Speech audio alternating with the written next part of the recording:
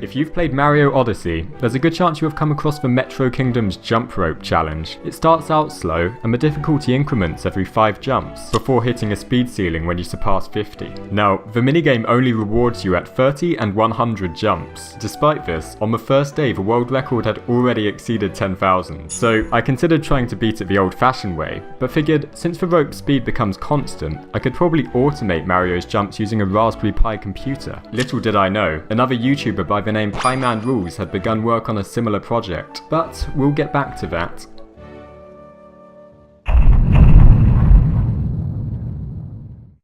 Here's the concept. Program a servo motor to rotate such that it repeatedly hits the jump button in time. Sounds simple enough, but I'd never used a Raspberry Pi before, so I binged several hours of electronics tutorials, wrote this code, and eventually got the servo thing rotating. Interestingly, it turns out there are 2 distinct types of servo, those which track their absolute angle, and those which do not. I bought the bad one.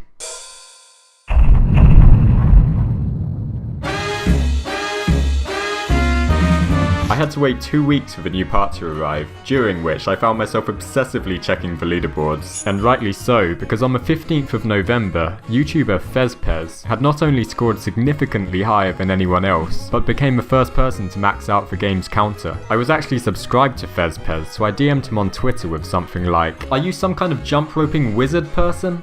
It turned out he wasn't. In fact, there's a glitch that allows Mario to stall in midair indefinitely, and Fezpez shared a video about this a few days later. Of course, the leaderboard was immediately flooded with scores of 99,999, set by people who left their switches running for 16 hours. And for clarity, I tried the glitch for an extensive 72 hours to see if the leaderboard secretly stores larger values.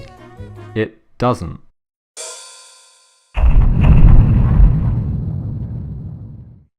Finally, the correct part arrived. I added a couple of wires to let me manually adjust the speed in case Mario's jumps began desyncing, and sure, perhaps it was too little too late, but I'd come to terms with the fact that the world record was unobtainable.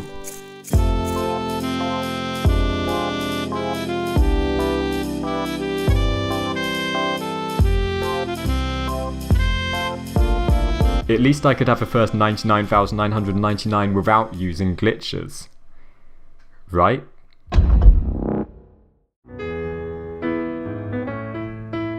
What if I just coded a microcontroller? Basically, my idea was to use that code and modify it. The easiest to do would be to look at the score display. And I wrote a Python script that watches that corner of the screen. Obviously, there's a little bit more complexity getting the Python script to communicate with each other. Presses the A button about once every 35 frames. I might have gone a little overboard here.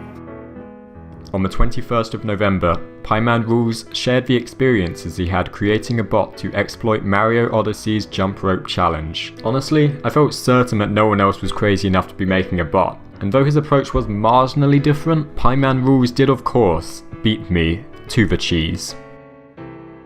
But surely there's something I can do with this.